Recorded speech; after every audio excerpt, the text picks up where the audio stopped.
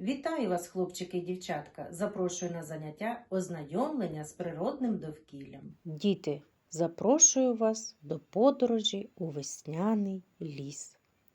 В подорож цікаву ми вирушаємо, багато цікавого у лісі відшукаємо. Тож вирушати до лісу вже час, зелена краса чекає на нас. Ми, діти, в лісі. Послухайте звуки лісу. Що ви чуєте? Шелест листя, спів пташок, звуки тварин. Діти, а що ж таке ліс? Ліс – це місце, де ростуть дерева, кущі, трави, живуть різні тварини, птахи, комахи. Ліс – це унікальна екосистема. Ліс дуже схожий на великий будинок. Малята, чи знаєте ви, які ростуть дерева в лісі? Дуб, береза, осина. Які рослини, окрім дерев, ростуть у лісі? Кущі, різні трави, лісові квіти, ягоди, багато грибів. Які тварини живуть у лісі? Вовки, лисиці, зайці, їжаки, дикі кабани, білки, ведмеді.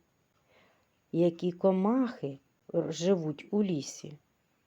Гусені, мурахи, метелики, різні жуки. Літають птахи, дятли, сови, синички, сойки, яструби.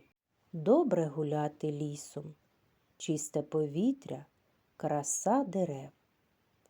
Тепер, малята, давайте розберемось, які ж бувають види лісів.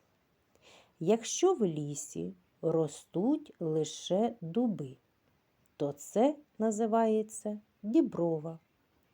Якщо берези, то це березняк. Лише сосни ростуть, то це сосновий бір. А у лісі, в якому ростуть лише ялини, це ялинник. Який ліс називають мішаним? Це такий ліс, де ростуть різні дерева.